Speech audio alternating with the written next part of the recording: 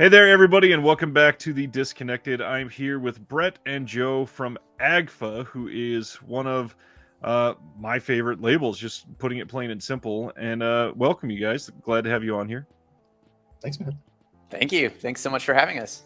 I talk a lot about the Vinegar Syndrome partner labels, Vinegar Syndrome as a whole, and you guys seem to be one of the more exciting ones for me, at least, because this is coming from the sense of me trying to champion the archiving of film, and that's what you guys are at heart. Can you explain what AGFA is for somebody that doesn't know who they are?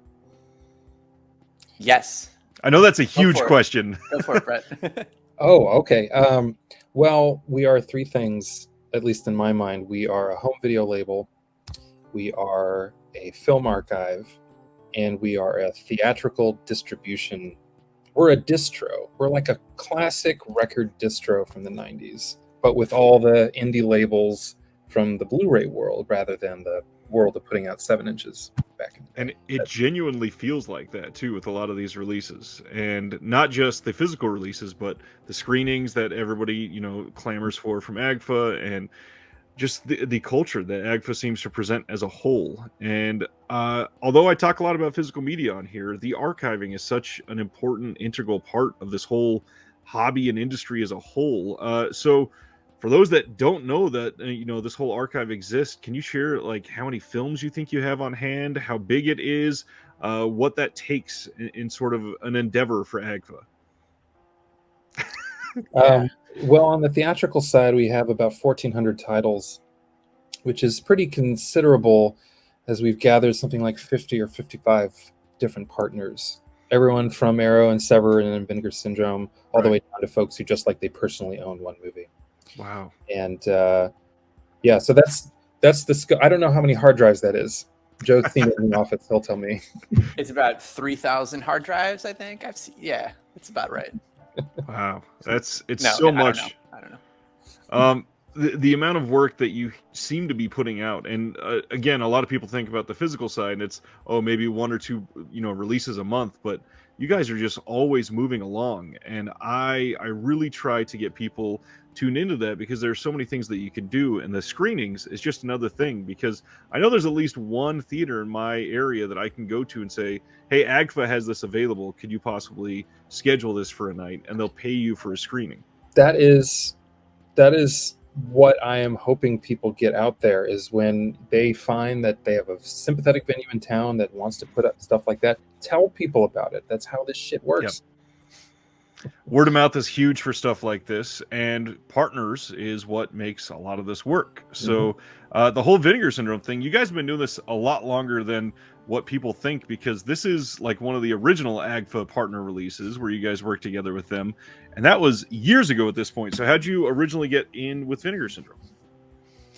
Well, yeah, first of all, you're so kind, Ryan. You're so all these like compliments coming out. I don't think we ever hear things like this. So it's like, if we're a little taken aback, apologies, because we're just like soaking it in. It's really nice. Well, so thank you. One of the things I try to do, and this touches on that, but on this channel, I really try to put the human faces behind this, because no offense to fans of the hobby out there, but there seem to be a lot of entitlement and some people out there that don't really know what they're talking about, trying to spread not just misinformation necessarily, but they just don't have the education of how much work this actually takes.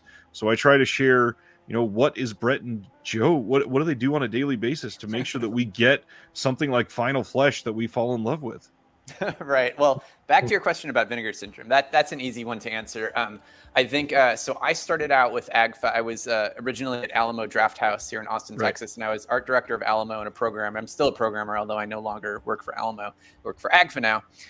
But that was kind of something that started up on the Alamo side, where Vinegar Syndrome, we knew of Vinegar Syndrome and we were friends with them because of the archive at AGFA. At that point, it was just an archive. But when Vinegar Syndrome really started kicking it in and releasing tons of stuff, we wanted to screen it all. So we started doing a Vinegar Syndrome series and just working with them whenever we could to screen things.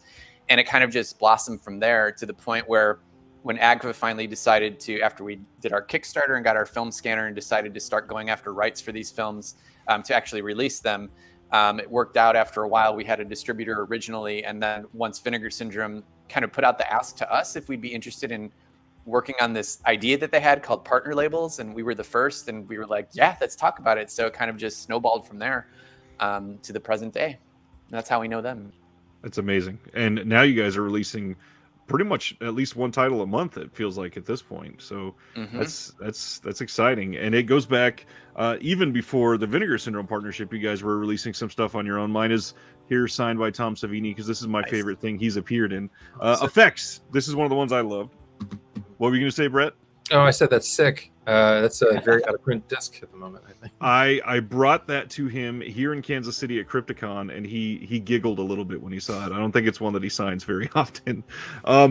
With these earlier releases, they kind of came out of nowhere, because a lot of these titles were obviously they were not in print on any other label. These aren't, other than like some of the Something Weird DVDs. These are not ones that people saw very often. So how did you choose these original titles to put out? It was all, we had no idea what we were doing at first. I will say that. It was all driven by passion and by the seat of our pants. And it was at that point just Sebastian Del Castillo, who is the head of film restoration at AGFA. I'm creative director at AGFA. Bret is theatrical director. So everybody knows. So it was just Sebastian and I at that point. And really, we kind of had a dream. You know, we were like, we love everything about AGFA and everything that's here with all these prints. Is there any way we can just start maximizing that and getting them out there more instead of just doing screenings? And we were like, well, we can start getting rights to movies and putting them out. And that's what led to the Kickstarter to get a scanner. And that's what led to the label. And I think we knew when Lisa Petrucci and Something Weird came into the picture, that was kind of before the label started. I knew personally, like that was it. Like we have to do this. This is like, Something Weird was so influential for all of us and so important. So we had to do it. So I think doing the Zodiac Killer first was kind of a no-brainer. And I always, like, at the beginning laughed about it, because I was like, I will take the hit for this if it's a total failure. Like, this was, you know, I wanted to do the Zodiac Killer because this movie was, I thought it was incredible. It needed to get out there. And luckily it kind of struck a chord with people. And I think we just kind of hit the ground running without knowing what we were doing at all. And I think that passion kind of drove it and hopefully kind of seeped out of the releases and into people that were watching them. So, yeah. They certainly do. You can feel Bat Pussy the moment you start watching it. I like to compare Bat Pussy to Warhol. I think it's a fantastic object that we should be protecting and preserving. I will stand by that. They all deserve to be archived. One of the things that I point to, and this will be the last of the semi-older releases, a lot of people ask me, what's the first AGFA I should buy that's not on the Vinegar Syndrome site? And this is the one I go to, because this is, I mean, first off, it's a very famous title as well, beyond just the physical release here. But how did this come about? Because this seems like it would be a very different type of story. Yeah, wow. I mean, it's a very long story, the history of Hollywood, you know. Yeah. But Bret, go ahead. Oh, geez. Well, I would say that it was originally through Fantastic Fest, because AGFA was birthed from Alamo Drafthouse, the movie theater chain. And then Fantastic Fest happens every year in Austin. AGFA is always participating. And we saw the audience reaction to it. And also there is an American who's helped the filmmaker do some of these films, and he is the sort of, he's the conduit for it. So there existed an opportunity for it to get out there at a larger scale beyond just fests. And here we are. You have it in your hand. It is a treat to be able to see something like that. That is like a snapshot of a completely different culture, and something that you would not be able to grab onto without a partner like AGFA. So again, I always will champion a label that will do something like that, because it can be very risky for sure.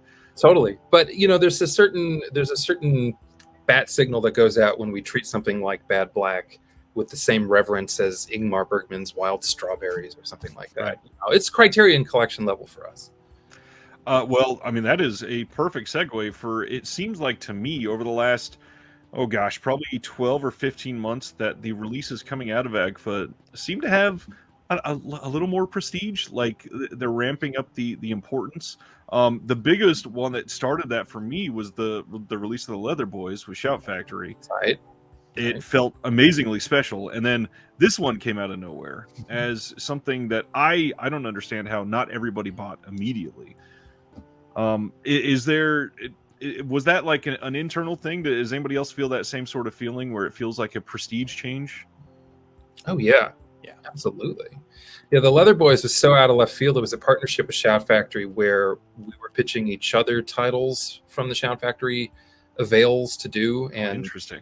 the ones we had, they were like, what about the Leather Boys? And so we're like, we hadn't considered it really that hard. And then when we did, we thought, oh, this is like a perfect archival project Right. to get behind. And I think the film plays wonderfully. That reminds me that I should give it a screening in LA, because I occasionally book stuff in LA. So. Nice. Yeah, and that one was a milestone, I think, on the restoration side for Sebastian, who oversees all of that, because I think that most of the time what we were working with is old prints. They're very dirty. It's like the only one in existence. It's been through a projector 1,000 times. But with the Leather Boys, they delivered the negative to us, and it was absolutely pristine and gorgeous. So I think Sebastian working on that, it was more of a challenge for him to step up and actually actually do this thing. And I think all around on the whole team, everybody's input on that, we were just so happy with how it turned out. So thank you for bringing that one up. Yeah, that was a big deal, I think, when it got released. And obviously to see the Shout Factory name associated with that, they've got their own, reputation and long history. So a lot of people, I think, possibly considered that more, just have them being associated with it. But I've been ringing the bell for that one since day one. And now you brought up the restoration. My question is, some of these prints, they, like you said, they've got to be in awful shape. In a lot of these cases, is the restoration or finding rights for some of these, which is usually more of the jungle? It's like it's like case by case on every level. You just have no idea what you're going to get at any moment. I mean, you could track down the rights to a movie and sign the deal with someone, and then you discover that like the elements that you get from it are not what you expected. Right. So it's just any permutation of anything you could come up with in your mind has happened and will happen when it comes to tracking down rights and dealing with film elements or non-film elements. Maybe it's only a tape master. Maybe it was something that was shot on 16 millimeter and there's only a tape because it was edited on tape. So everything runs the gamut. We're currently ensnared in about 8 to 10 of these different Columbo style projects. Yeah. I've had one this month that's really tearing my brain in half, but but it's part of the job. We sign on to be Columbo, and if honestly, if we didn't have the movies, I probably would be doing something like PI work or whatever. Interesting. I would watch a show with you as the PI, Bret. I would totally watch that. It'd be great. As long as you don't cut the hair first. Yeah. No, the hair stays. It's like Monk, the TV show. Like I'm not a cop, but I'm on the edge, like one of those things. Loose cannon. Yeah. With the screenings with the Alamo and all that, you mentioned, the audience reaction. Do those screenings determine a lot of the time what you're actually releasing on physical because you're seeing a better response, or do you have a different like highway system for that?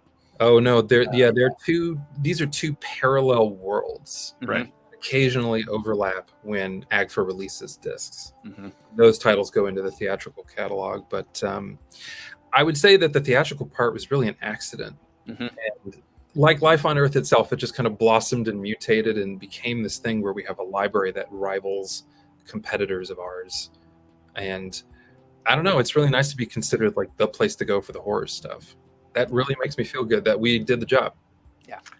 It is a job well done for a lot of these, especially because there's so much value on these discs. You highlight one film, but then you really dig into it, and there's sometimes a second film with hours of bonus features, all kinds of stuff on here, and the other labels that you're working, well, I guess labels you would call it, like Something Weird, and everybody else that you seem to partner on every single release with.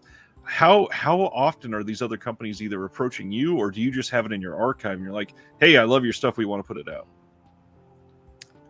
It's all AGFA pretty much. Like it all falls under the banner of AGFA. I think Something Weird was definitely unique in that that was an already existing archive and already a brand and a releasing label for when we were teenagers and younger than that.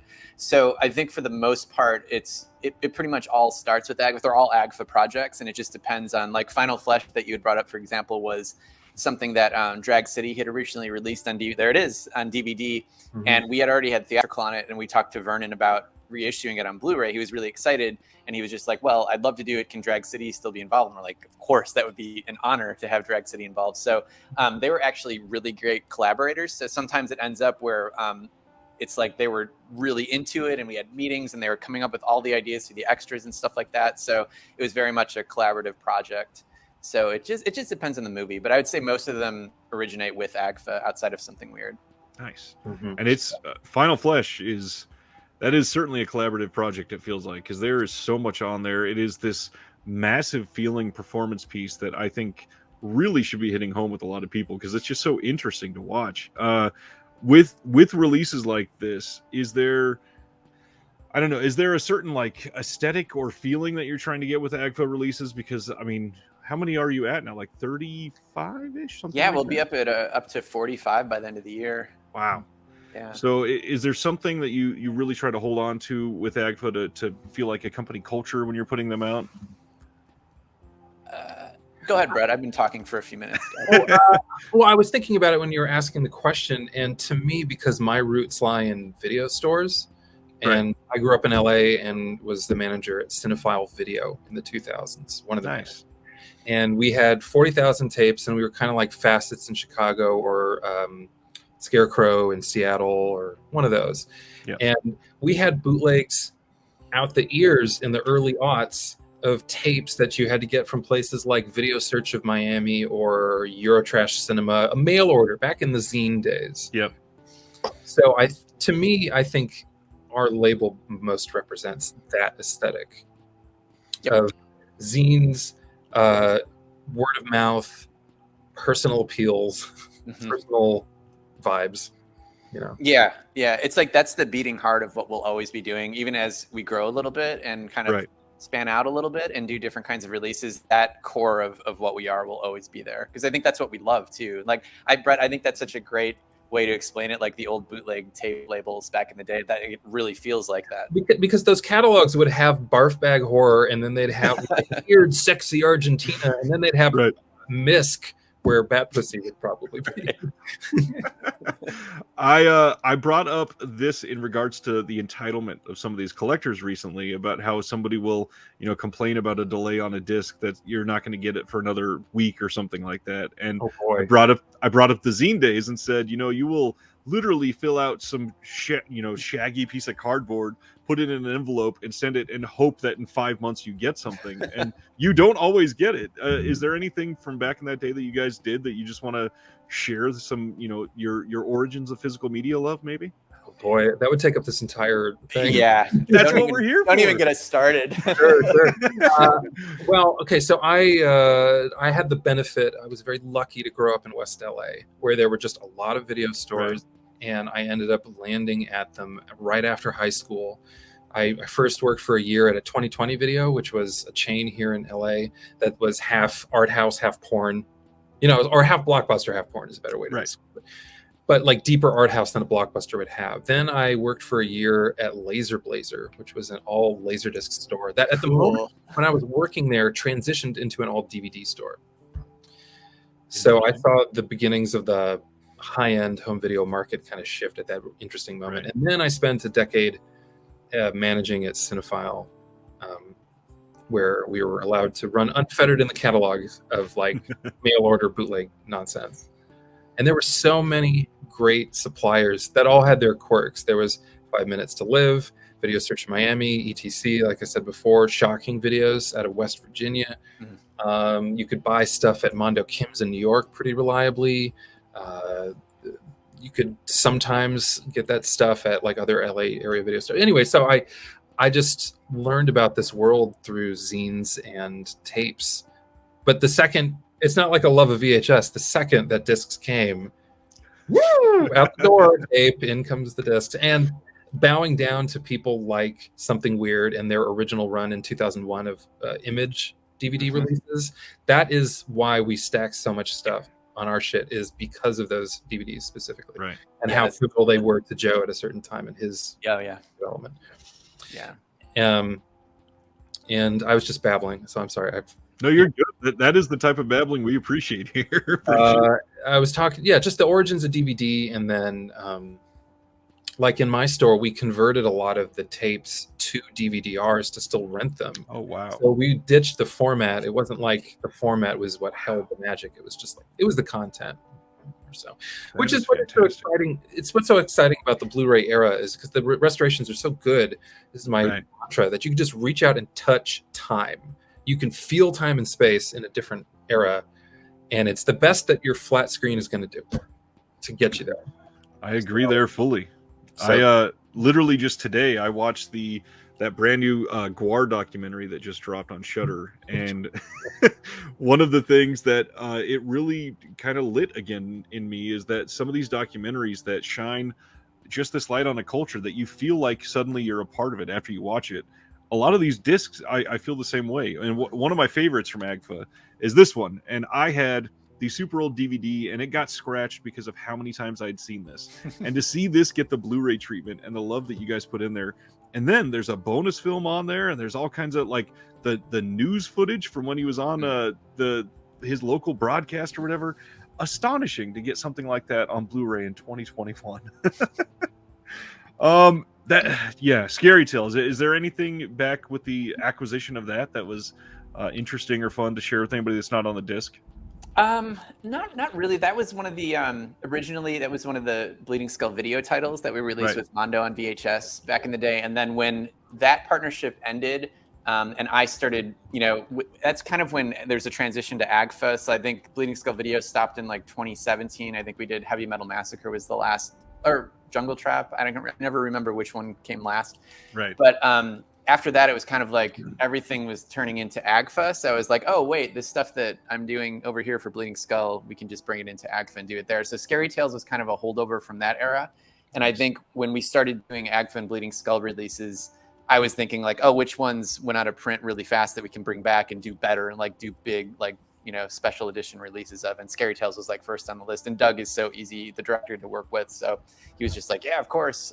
So he's like gung-ho about doing all the commentaries and putting the extra movie on there. He's great. That's awesome. What about you, Joe, for physical media? When did you first really fall in love with it? Is when I would say probably when I was a child. I think there's like 3 points in my life that mark how I got here, especially appreciating physical media. One was watching Son of Svengoolie on TV when I was a child, which is I grew up in Chicago, so he was my horror host.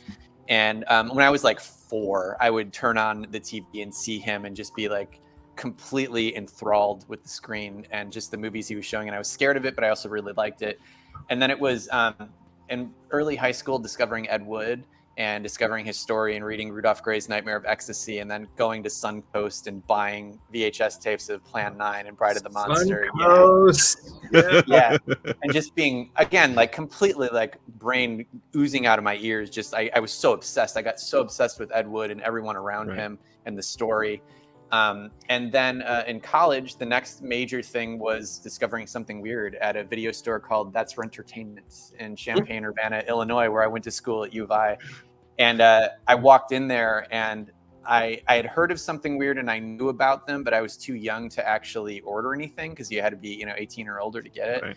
And so when I walked into that video store and they had an entire wall of something weird that just said something weird, and it was all these neon boxes just facing out, and I was just like, just completely blown away. So I saw all the Herschel Gordon Lewis and Doris Wishman and like the Ed Wood pornos and stuff like that. So that was like the third moment where it was like I really got into it and started copying everything I rented from the video store and started getting the bootleg catalogs and ordering tapes, ordering DVD-Rs, got really into trading. And like, I don't know, probably like about 5 years after that is when Bleeding Skull started. So that's when it really, really kicked in for me, the obsession.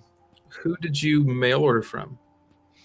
Something Weird, Shocking Videos, a couple that are no longer around. I can't even remember. One had Trash in the title. That's where I got Black Devil Doll from Hell by Chester Turner for the first time from that. There's some random ones. There were some like Sinister Cinema was another big one. I'd get a lot of stuff from them. But Shocking Videos, they were the 5 Minutes to Live, which you had mentioned. Yes, the Lost and Found Video Night DVDs were just like. Yeah. I got to admit, That's for Entertainment is one of the best pun names of a store. It's so good, right? It's so good. Laser Blazer is obviously a famous one, but that's for entertainment. It's pretty damn good. You also brought up just now Doris Wishman, and you guys are like in the throes of giving her more respect than anybody ever has, and Thanks. I am just blown away by the amount that you guys are pouring into that. Can you share, some of your guys' just praise for some of her work and what you've done on that first box set that we've seen? Want me to take this one, Brett? Oh yeah, you're okay.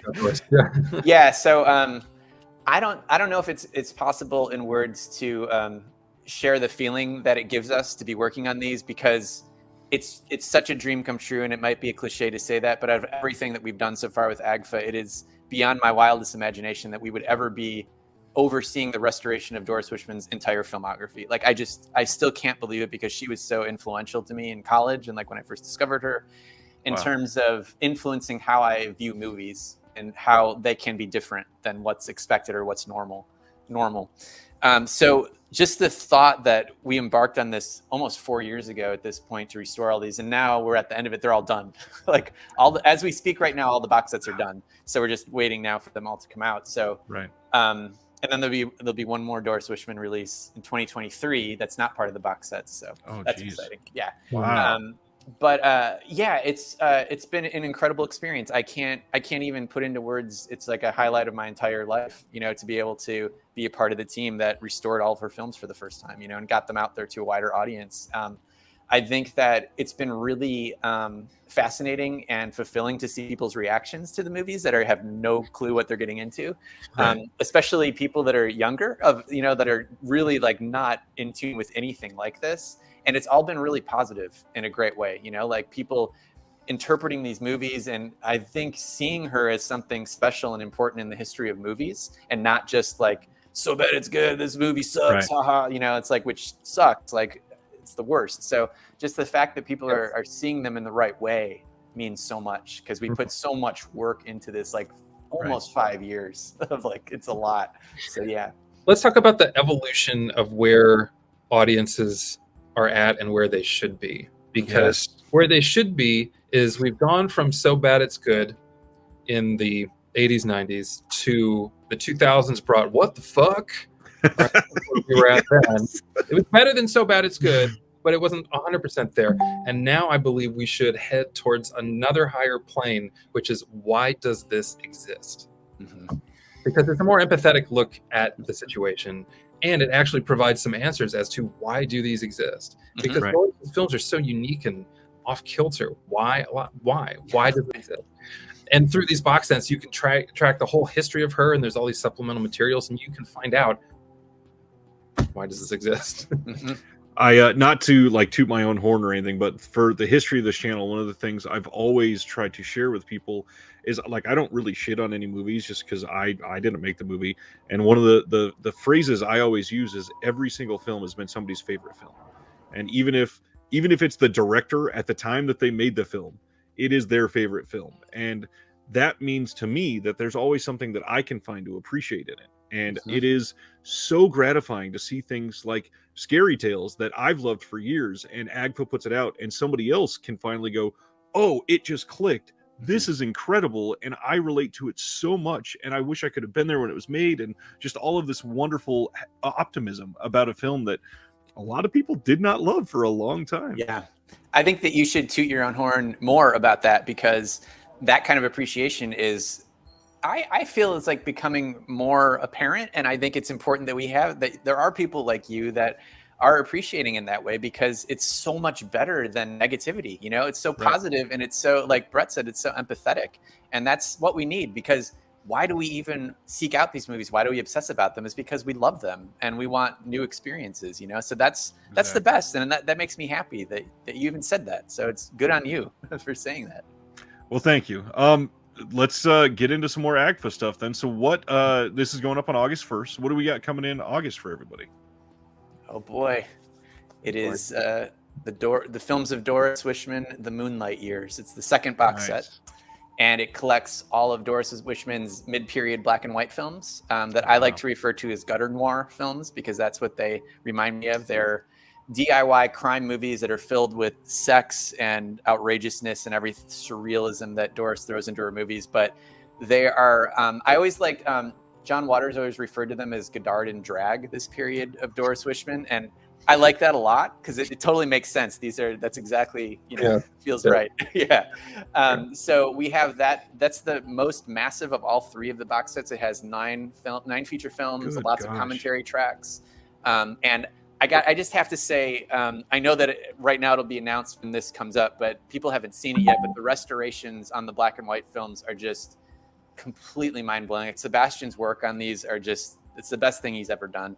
And I'm actually waiting till the box set comes out to revisit the majority of them because I want to see them on my TV like everyone else is when they come out because I'm just excited. It's like seeing, like my brother's wife. We always joke about that. That's what they say in the trailer. It's my brother's wife. Seeing that in this like pristine restoration from the original negative is going to be so much fun. I can't wait. So we're really, really excited about that one. Sidebar, the disc of She Freak you held up, that was from the original camera negative as well. Yes, and it looks incredible. I'm glad to hear that. This is one everybody should have, and not only does it look beautiful, it's genuinely like a relevant, important title if you actually look into it and the contents of everything. It is such just this weird 2022 like surrealism moment. You go, how do we have this? How does it exist? How does it look this good? And how am I here? AGFA puts out so many of those titles that make me question life, and that's in all the best ways. Not in anything negative. It's just genuinely, yeah. I need to know your feedback on Wicked World then. It's not my favorite, I will say that. I do think that I enjoy it more than Things and some others, but it's interesting. And not only do I appreciate it, I actually got a second copy to gift because I have patrons on this channel, and in I think it's my second month that I had patrons in my giveaway, I sent that so that they could actually experience it as well, and it was their first AGFA title, and it wasn't all negative, so that's a good thing. Baby's first AGFA title, Wicked exactly. World. Like, can't prepare anyone for that. That's hilarious. I totally support that. I try to do my best to program as much as I can for physical media, so I try to pick out titles for individuals, and I send people a lot of stuff. That was one that I very thoughtfully sent to that individual. So Doris Wishman, you've got 9 films on this box set, and obviously just through that first box set, like you said, I can feel the respect that this literally like an auteur is getting that never received before. And with this, is there an overarching theme that you really hope people grab onto from the second box set? I think that it's like what you said. I mean, me personally, I hope that people really watch these movies. I think watch them and tell other people about them and understand them for what they are, not what they aren't. And just really appreciate them and appreciate her and the uniqueness of her. And I mean, nobody else made films like her in the world, and no one ever will. And so for me personally, I think that's actually happening. We're seeing that, we're seeing people, especially like on Letterboxd, people seeing these for the first time and just being like floored by, the surrealism of them. And that's what I would hope for. What about you, Bret? Well, I'm going to go back to the restorations because that's my entry point. Because everybody else on the team is so well versed in all the Something Weird canon, and I'm the only one who wasn't. Even though I rented at my video store those legendary DVDs, the double and triple features, I rented them constantly to people. I never really took them home myself or totally clued into the vibe like everybody else on my team did. So I'm seeing She Freak for the first time, and I'm waiting for the restoration screener, so that I can get hit with it and try to come up with some today context for how it can be seen in a movie theater. And so I think that's what everybody here who gets the box set will be experiencing. Just great, unfiltered time machines to a time and place when these movies were playing in theaters, which is hilarious to me, but it really was for the marketplace. And one fascinating auteur's warped idea of what the marketplace wanted dictated these incredible objects. Oh, what a way to put that. That was nice. One of the other things I mentioned earlier was, bringing the human side of these labels to individuals. Another part is trying to teach them on the some of the behind the scenes things to allow for more transparency behind the labels. And I didn't warn you about this, so I'm curious what you can share. AGFA is a nonprofit, and one of the things that I've said for the longest time is to support this label by setting AGFA as your charity on Amazon Smile. I don't use Amazon that much, but it is the first thing that I found out that you guys could do. I went and set that day one, and I know that I've donated a little bit, but is there anything that you can share behind these discs that before you went into this business that shocked you with how much it costs?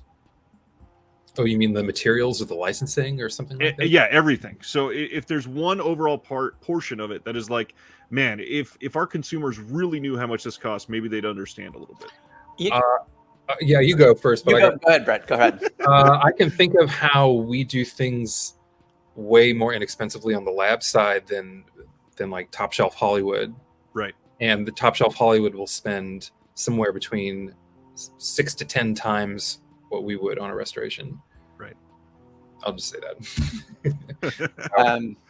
I would say if there's something, I guess the way I'm interpreting the question is there's something I can say about AGFA that would be more transparent and humanize what AGFA is. I would say to remember that AGFA is a tiny little team, and we do everything under one roof, from inception of the release to the actual production of it when it goes off to OCN, who's part or the sister company of Vinegar Syndrome, who handles our distribution.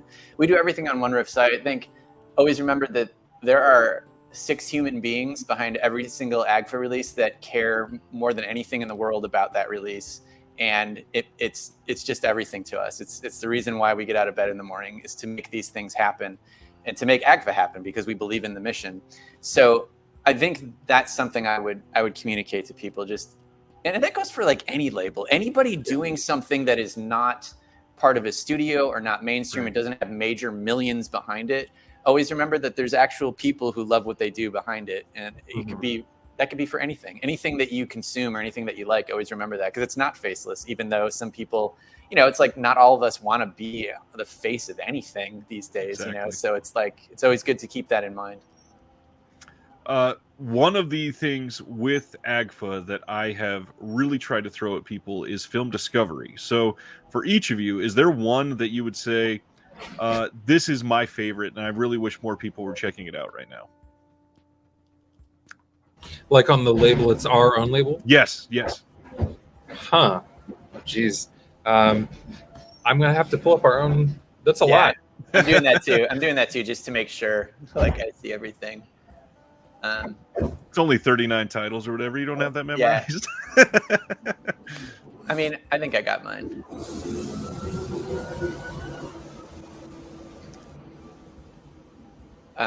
Want me to go since I got mine? Yeah, go for it. Okay. I would say out of everything we've released, I would say the one that I like to put the spotlight on the most is a movie called Limbo, that was written and directed by Tina Kraus. And the reason for that is that when I discovered that movie for Bleeding Skull, it was part of our second book that we released, the 1990s book that we put out.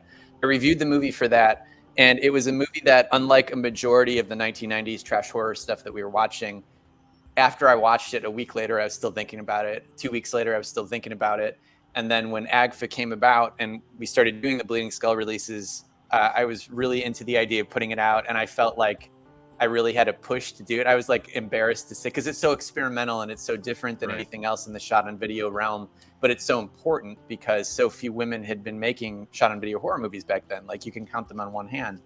And so I wanted it to be out there, and I wanted it to be appreciated in the right way because I loved it. And I know if I loved it, maybe somebody else would love it too. So I'm really happy that worked out. And I know that there's something that happens sometimes when we release a movie, especially something so obscure, where the filmmaker is so appreciative and so happy that it exists, that it happened, that they can't believe it. And that was one that happened with Limbo, where I think Tina Kraus was like, what? Like, why? Like, why do you want to put this out? Why are you interested in it? And then when it happened, I think it's something that it feels like we helped this person who made a movie 30 years ago that never got released, that put all this hard work into it, finally see the light of day and finally see people appreciating it. And so that one to me, it kind of encompasses everything that AGFA does into one release.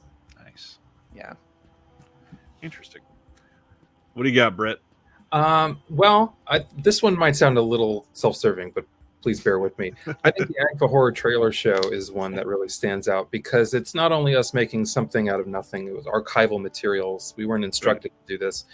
There are other great trailer comps out there. Harry Guerrero's Garage House Pictures does the Trailer Trauma, and then there's the Drive-In Delirium out of Australia, and they're both fantastic, and I use them for reference constantly. But AGFA Horror Trailer Show told a story. It was sculpted out of the trailers. Some of them were shown in their entirety. Some of them were shown, here's like 30 seconds. Some of them it's half. But it had a flow and a narrative to it. And then we added our own mutant found footage pieces on top of it that, I don't know, it speaks to how we can just conjure stuff out of the clay in a fun way. That is a great way to put that. And then also I plucked out, where is it? Oh, geez, I had a second one, but I guess it doesn't matter too much. Oh, also, I was going to say that it was a sold out release. It was called Things to Come. It was on Chris Pelagi's endangered films list, and we unendangered it. Like, that was really cool. Yeah. Speaking of the endangered films list, I want to throw out there, because you just mentioned it, Joe, the Bleeding Skull books are astonishing for people that are into this sort of thing. I've not fully read through both of them. Because I'm trying to be semi well-rounded, I'll go a little bit through one and then go to the next and then go to some other John Waters book or something. And they are just so welcoming and so easy to jump in and out of and discover things that you put on a list and go, God dang it, I really have to track this down now. And they're just wonderful pieces. And if you can find stuff like that, you can really ignite a passion for films like this that AGFA will eventually, hopefully fulfill a lot of them. Thank you so much. That's so nice to hear. I really appreciate that. Thank you. Absolutely. And I know that you can't give away titles or anything like that. Is there anything you can say for what's coming in the future, perhaps, or allude to, because it seems like you guys are growing at this point. Yeah, we really are. I think I always referred to 2022 as kind of a transition year for us, because coming out of the pandemic, doing 3 Doris Wishman box sets, which was a major undertaking. So I think the rest of the releases this year were almost like we're trying to figure out, okay, like what can we put out that's not going to take too much out of us, because these box sets are so like labor intensive.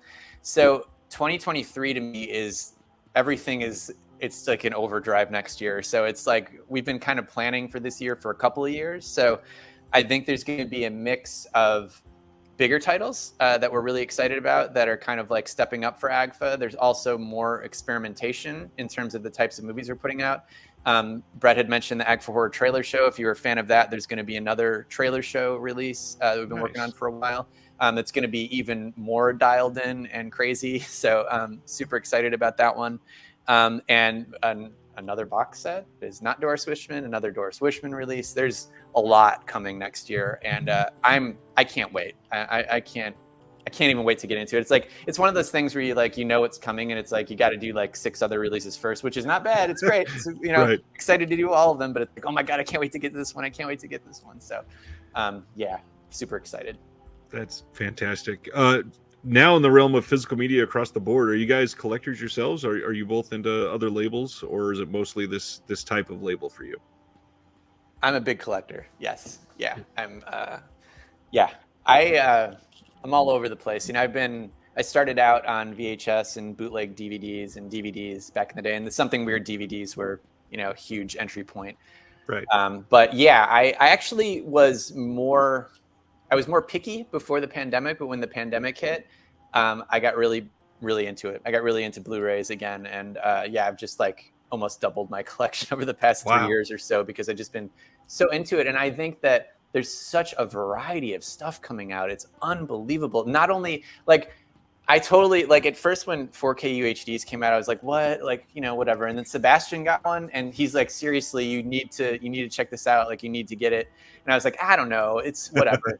And then I was like, okay, well, now they're cheap enough where I can afford one. So I bought one and I got a 4K Blu-ray and I was like, holy shit, this is actually amazing. So that kind of like kicked everything off. And I just think there's such an incredible variety from the most obscure stuff you could imagine coming out on Blu-ray now to like a beautiful UHD releases. So it really reminds me of the early 2000s for DVD, where it was just so much cool shit coming out all the time. Right. I love it. I love it. It's so nice now to be able to enjoy it. Yeah. There was just, I don't know if you tracked the announcement about Fran from Arrow broke off and started his own Radiance. label, Radiance, and they're gonna do 30 titles in the first year. And my jaw dropped. I was like, I hope they do that. That's awesome.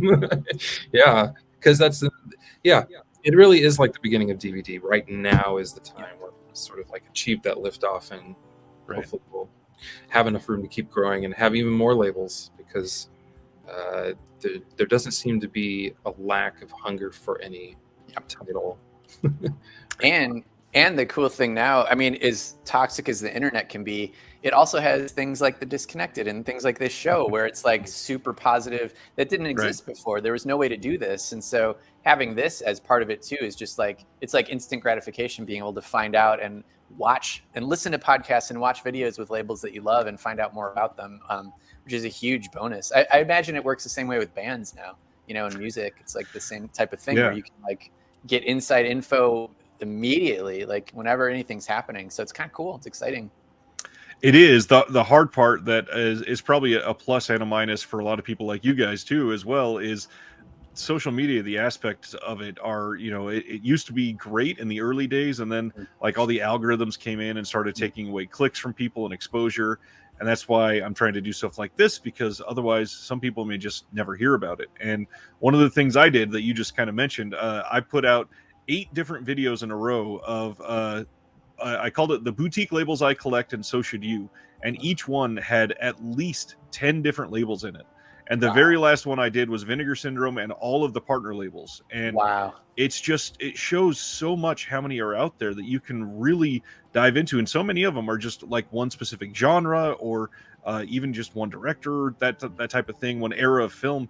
And AGFA is one of those ones that I love because there's something there for everybody, no matter what you like. Just the filmography that you guys have released so far, they've all been really great choices. Thank you. How do you specifically, how do you choose, like, you know what, this one should be on a disc? Well, let's see. I think at this point it's a matter of what we're excited about, really, and what we have already. We have a massive spreadsheet of like the avails of stuff that's ready to go to disc right now. That's, you know, it's huge, mostly because of Something Weird. And then we have kind of like the stuff we want to go after, and then like the actual tab of what's coming up. And I think it's gotten a lot more collaborative over the last 6 to 8 months or so with the team. I think that we were in such a heads down survival mode for the pandemic at the time that it was like mostly just me doing home video for a long time.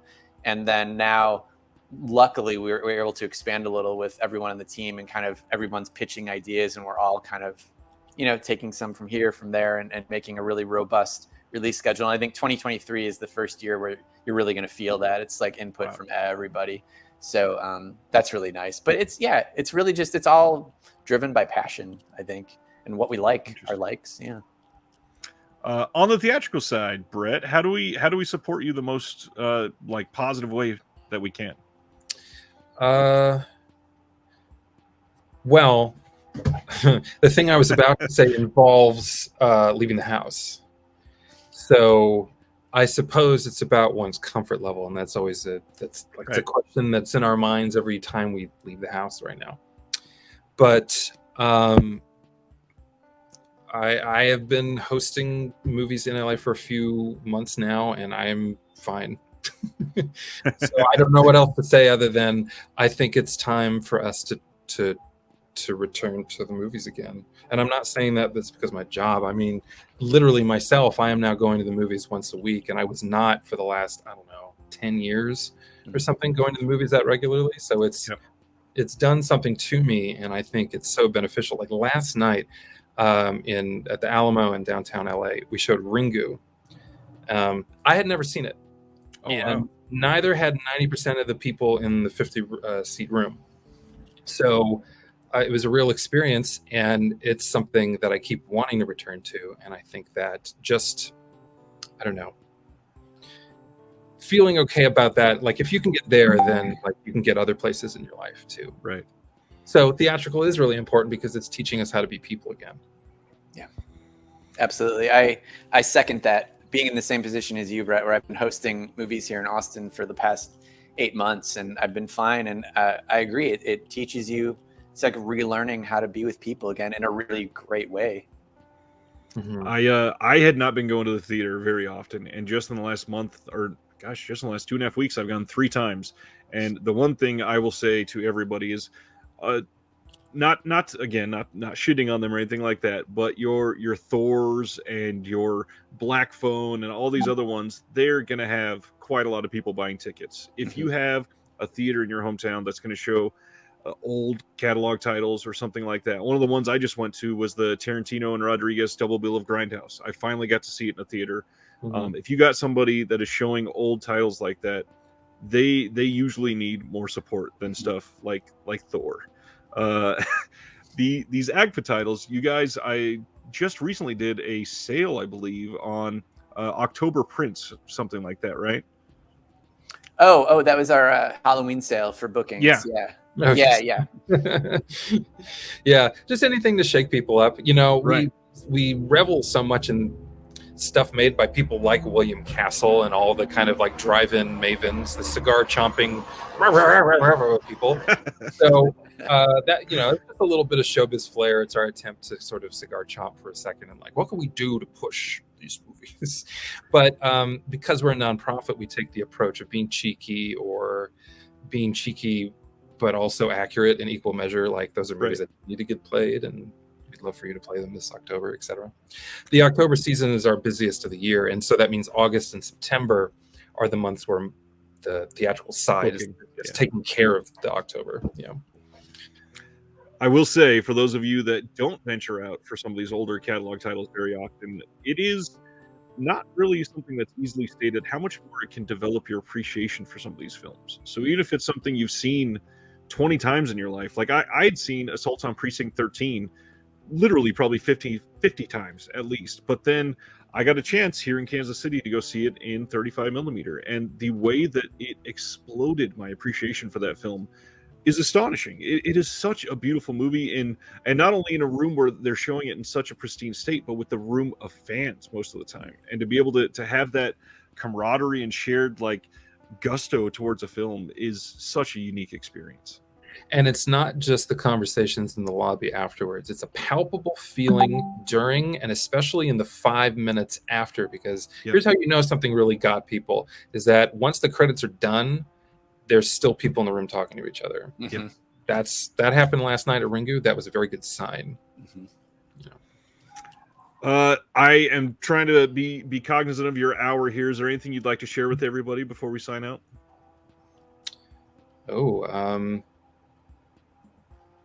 I don't know. There's so many other labels that are doing such great stuff. It's like, where do we start? I mean, I see more of it than I probably would if I wasn't doing this job. It's really fascinating to see what everybody is just kind of card dealing.